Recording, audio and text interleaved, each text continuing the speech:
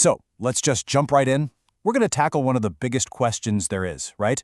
A question that kind of sits at the crossroads of ancient philosophy, cutting-edge technology, and, well, the very nature of reality itself. You know the feeling. It's the kind of question that hits you late at night when everything's quiet.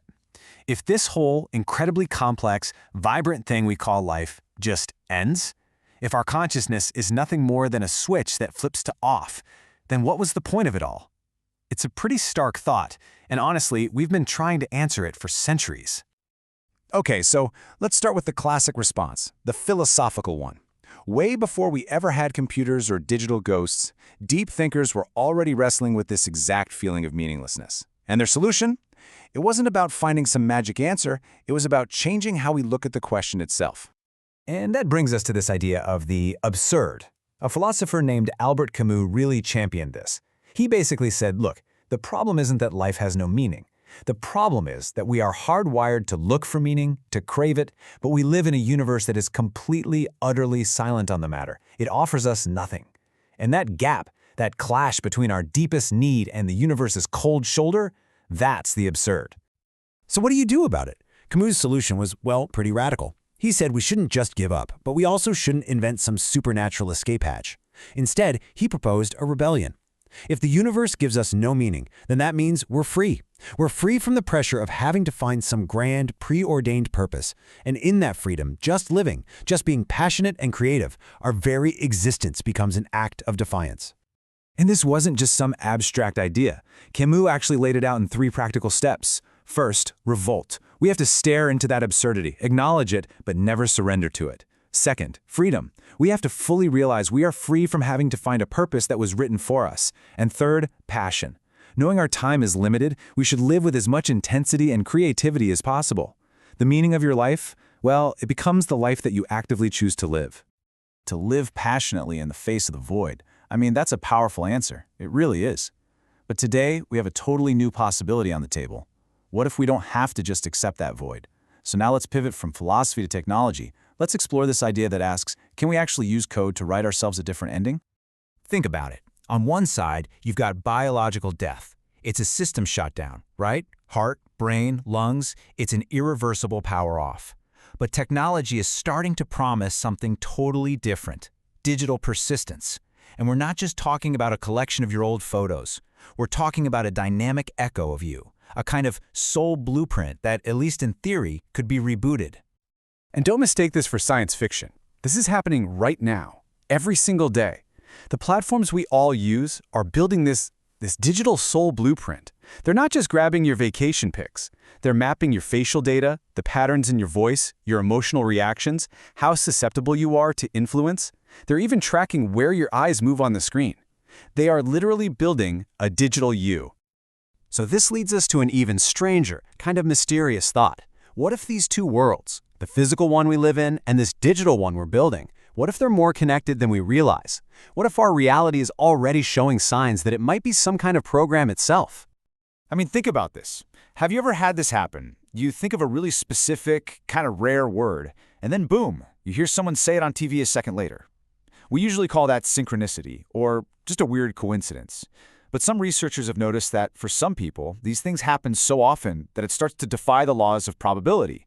It makes you wonder, is something else going on here? And that feeling that something else is going on has led to this really fascinating, if totally speculative theory. If, and it's a big if we are living in some kind of simulation, then things we call miracles or these impossible coincidences, maybe they're just bugs. They're not messages from God, they're glitches in the system. A moment where the physics engine stutters. It's an idea that completely reframes how we think about the supernatural. You know, all of this stuff, the fear of it all ending, the hope for a digital life, the weirdness of glitches, it all circles back to one massive central question. What is consciousness, anyway? Is it really just a simple switch? We see these symbols everywhere, right? On pretty much every device we own. They actually come from World War II-era binary logic. The line, the I, stands for 1, which means a closed circuit, power on. The circle, the O, is a 0, an open circuit, power off. It's become our go-to metaphor for existence. You're either on or you're off. But here's the thing. Modern neuroscience is basically telling us that this whole binary on-off view, it's way, way too simple. Consciousness isn't a single light bulb. It's much more like a complex dashboard in a cockpit with all these different dials, sensory input, memory, self-awareness, and they can all be adjusted up and down independently. Just think about dreaming or anesthesia. Some parts of you are offline while others are still running. It's not a switch, it's a spectrum. And some theories push this even further into really mind-bending territory. You've got quantum theories that suggest consciousness might actually operate at a quantum level, maybe even connecting us to parallel versions of ourselves. Then there are other models, like integrated information theory, that say consciousness isn't an all-or-nothing thing at all, but a measurable quantity that any sufficiently complex system can have, at least to some degree. So, where does that leave us? How do we live with all this uncertainty? When you're wrestling with these huge ideas, absurdity, digital ghosts, system glitches, it can have a real impact on you. Psychologically, it can feel like you're just stuck in a loop. There's actually a term for this feeling: existential whiplash. It's that jarring, dizzying sensation when one moment you're totally at peace with the idea that life is absurd and has no inherent meaning, and the very next moment you're frantically looking for a sign, for some kind of pattern or deeper purpose. It's that back and forth between Camus's philosophy and the hope for a digital ever after. You could almost think of our search for meaning as a sort of cognitive algorithm. Our brain is running this program to try and make sense of the world. But when the data it's getting, which is life itself, is fundamentally ambiguous, that algorithm can get stuck.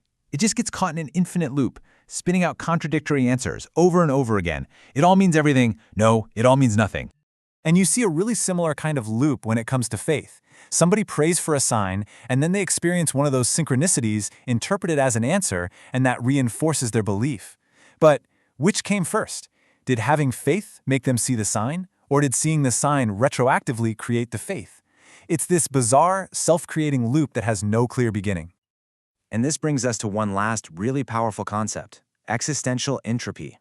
Just like the physical universe tends towards disorder and chaos, this theory suggests that our consciousness, if it's left on its own without some kind of meaning structure to hold it together, will naturally start to fragment.